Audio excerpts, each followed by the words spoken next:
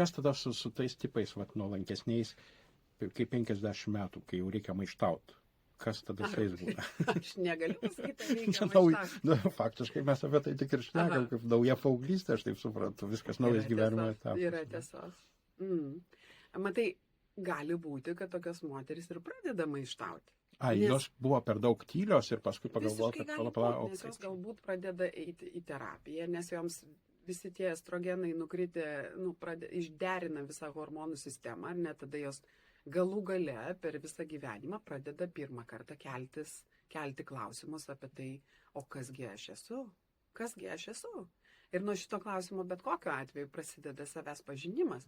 Tai ačiū Dievui, tegul jis geriau prasideda 50, jeigu jis prasidėjo, negu jisai niekada neprasideda, nes nuo mūsų, tokia priedermė. Bet juk čia tokia taisyklė yra, kad vis dėlto į tą pusę, čia kaip vidutinio amžiaus krizė, tokia čia kitkas, aš suprantu.